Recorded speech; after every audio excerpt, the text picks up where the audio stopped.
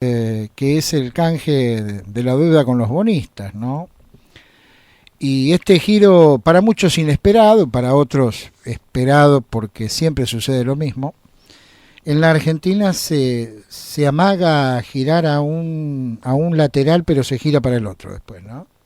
Somos unos tipos durísimos en el arte de aflojar.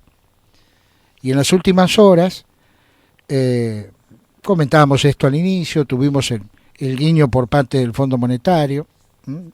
De que en la Argentina estábamos haciendo las cosas bien, de que queríamos hacer las cosas seriamente. Y, oh casualidad, comenzó a bajar el riesgo país. Teníamos hace una semana 4.000 puntos, ahora tenemos menos de 3.000. Y hay como un clima de euforia, ¿no? Aparentemente el canje estaría más o menos cerrado, habida cuenta que durante el fin de semana Argentina y bonistas, por lo menos los grupos más grandes, BlackRock, entre otros, habrían acordado una reducción digamos, de ese periodo de gracia, ¿no?, que había planteado Guzmán de 3 años, y de la tasa de interés.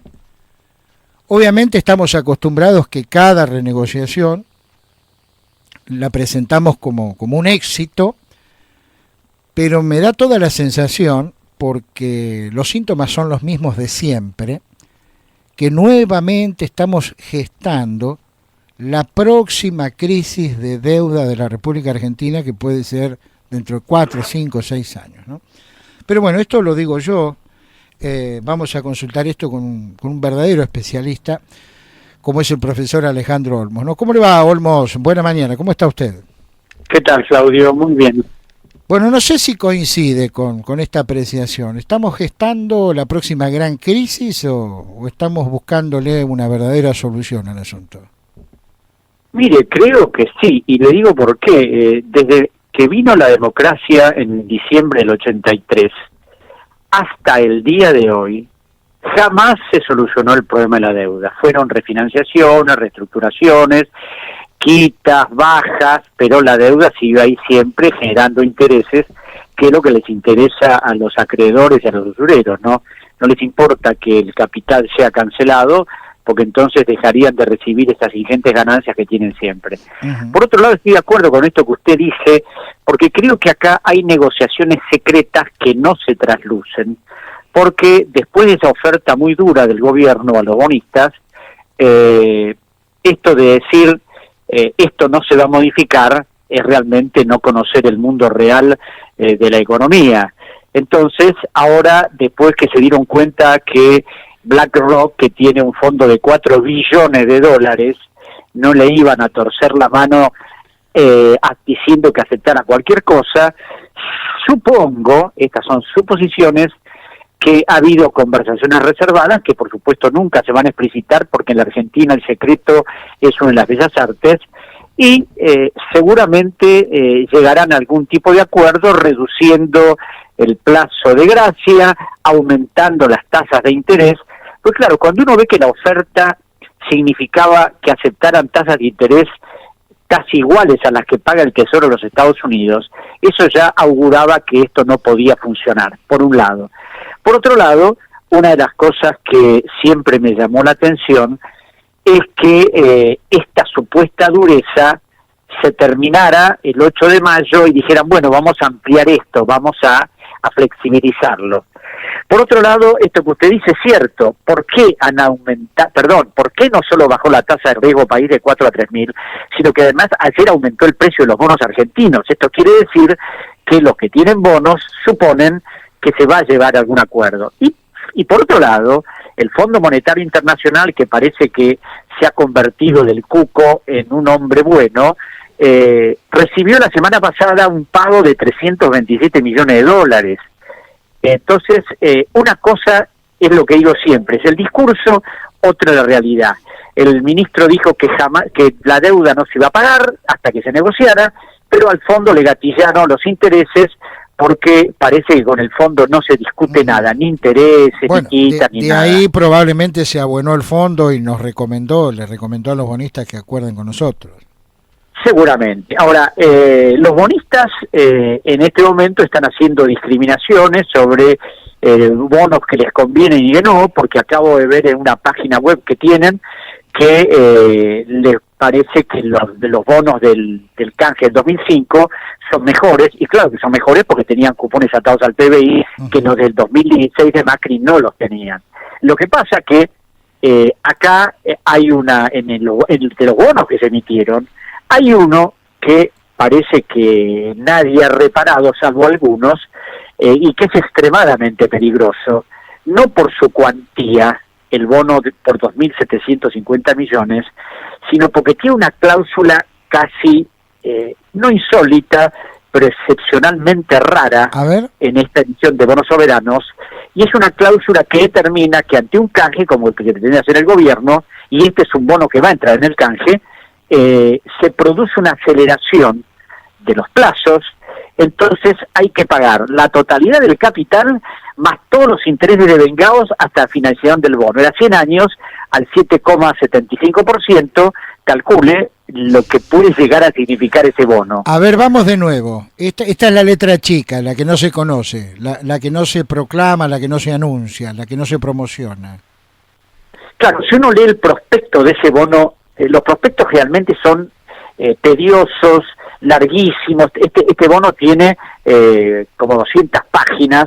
Entonces, entre esas cláusulas que hay una que se puso y que yo no había advertido, porque si bien estoy acostumbrado a leer bonos, indudablemente a veces llega un momento en que uno se cansa. A mí, lo que yo vi de ese bono y que me pareció muy significativo es que en la advertencia del bono, el gobierno de Macri en junio del 2017 decía que la deuda no se iba a poder pagar, que había dificultades económicas de todo tipo, que había movimientos sociales que iban a producir problemas, etcétera, etcétera, etcétera. Y con ese panorama terrible, los bonistas compraron igual la totalidad de ese bono casi el mismo día en que se emitió.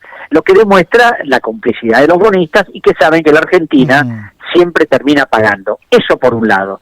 Pero hace poco, un profesor al que conocí en Noruega, el doctor Mito Gulati, que es profesor de la Universidad de Duke en Estados Unidos, advirtió que este bono tenía una cláusula muy rara y que era esta que le acabo de decir, una cláusula que tiene un término en inglés que significa que ante el canje el acreedor puede pedir el pago íntegro del bono y los intereses devengados hasta que finalice.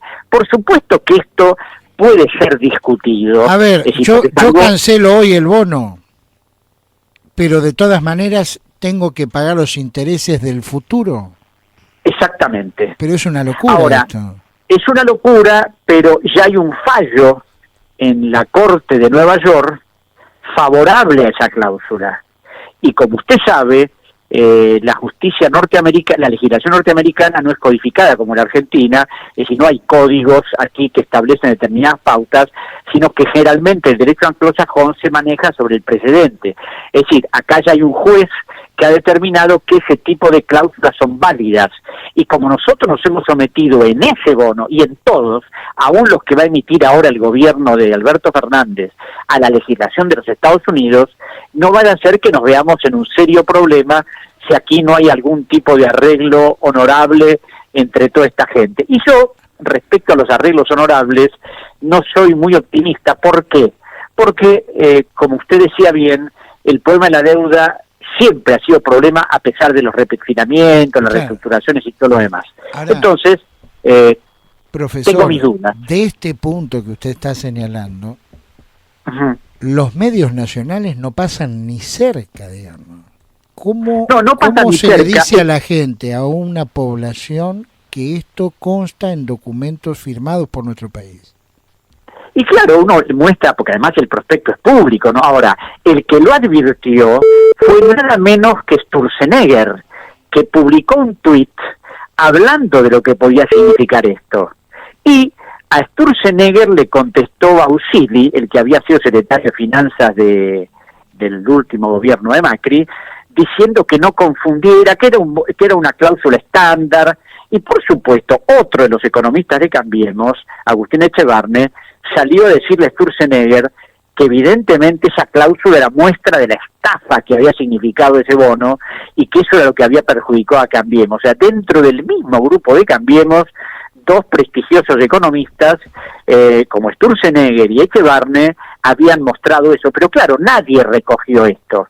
Y yo publiqué un trabajo en ámbito financiero hace una semana y media, haciendo un detalle de tales cosas. Y otra de las cosas que planteé ahí es que me parecía insólito que el gobierno de Alberto Fernández no quiere establecer ninguna responsabilidad sobre todo esto que pasó, que no se audite la deuda del Banco Central a través de las especulaciones que hicieron con la LELIQ, con los pases pasivos, con la compra de dólares. Es decir, pareciera que todo esto de la deuda se limita a hacer un nuevo canje.